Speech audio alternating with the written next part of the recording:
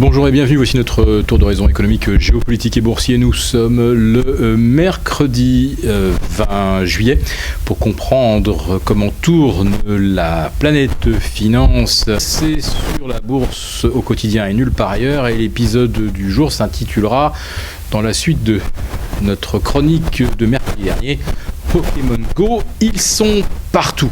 Et oui, ça y est, les Pokémon sont arrivés en Europe. Ils ne tarderont pas d'ailleurs à faire leur apparition au Japon. De façon assez paradoxale, c'est là où ils sont nés qu'ils vont pouvoir être chassés en dernier. Alors, la partie de Pokémon Go des banques centrales, elle a repris. On le voit dès ce matin d'ailleurs avec un CAC 40 attendu quasi stable et qui, grâce à un magnifique algo Pokémon funiculaire, a pris plus de 50 points en ligne droite en l'espace d'une heure. Le Pokémon funiculaire, vous le voyez au moins 4 ou 5 fois par semaine. Vous ne savez pas ce qui se passe, il n'y a rien dans l'actualité, puis d'un seul coup, eh bien, vous voyez un indice qui se met à progresser de 1% en ligne droite sans aucun retracement. C'est un Pokémon extrêmement puissant qui rapporte d'habitude entre 40 et 50 points. Et puis vous avez le Pokémon, la BCE va dire un truc sympathique, puisque justement l'envol des indices européens ce matin s'explique par des rumeurs. Oui, Mario Draghi va certainement confirmer demain que la BCE est prête à étendre son quantitative easing, même si aujourd'hui cela ne s'impose pas puisque les marchés sont au nirvana mystique. Mais si jamais il venait à rebaisser, eh bien les banques centrales feraient le nécessaire pour que jamais l'économie virtuelle des marchés financiers ne connaisse la moindre consolidation. En ce qui concerne le monde réel, eh bien, celui-là est de plus en plus marginalisé.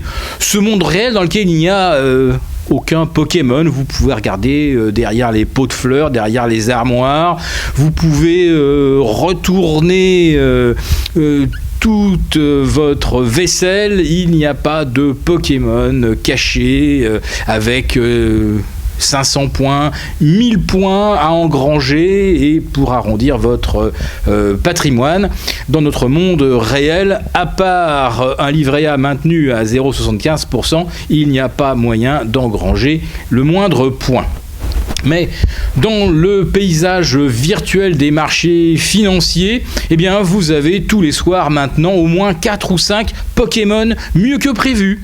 Ce sont toujours effectivement ces résultats d'entreprises en baisse, mais on attendait pire. Ça s'est encore vérifié hier avec Microsoft dont les bénéfices progressent, mais dont en fait le chiffre d'affaires, lui, a tendance à se tasser. En fait, on est là proche de l'idéal d'une entreprise.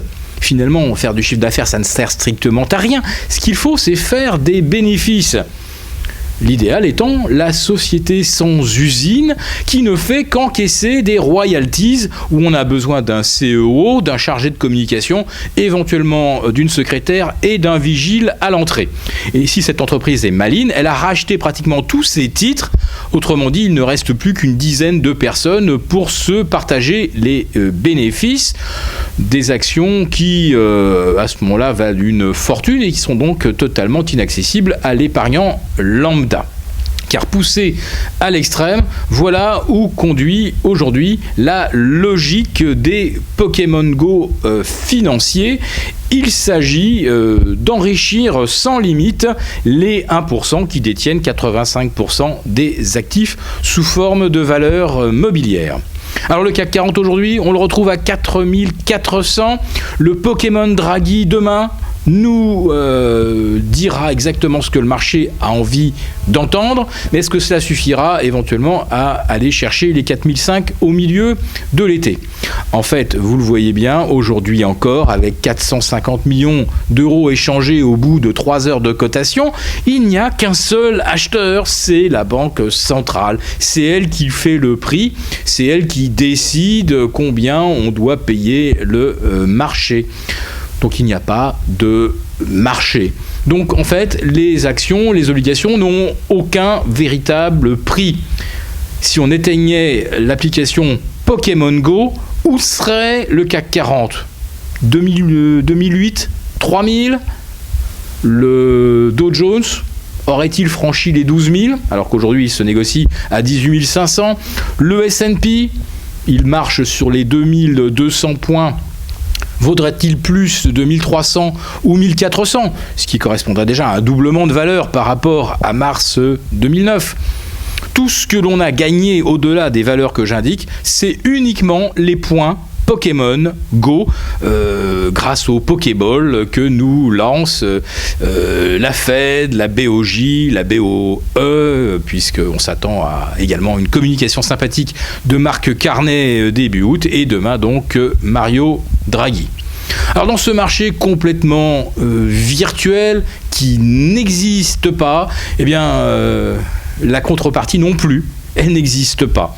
Autrement dit, si vous voulez sortir de ce marché, il n'y a aucun moyen de le faire.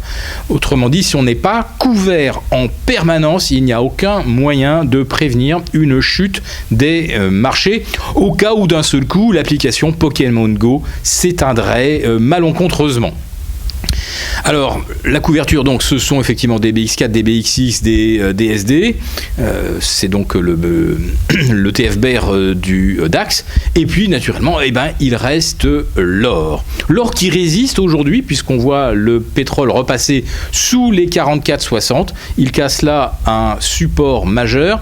Et si nous devions aujourd'hui parier sur un mouvement de marché important et significatif, eh bien, ça serait maintenant sur un repli du pétrole jusque vers 39 $. Il y a plus de 10% donc à engranger sur une stratégie baissière pétrole. L'or risque pendant ce temps-là de ne pas réussir à aller très au-delà des 1330, 1340. En revanche, s'il revenait sous 1300, laissez toujours un ordre d'achat courir aux alentours des 1270, 1273 $ l'once.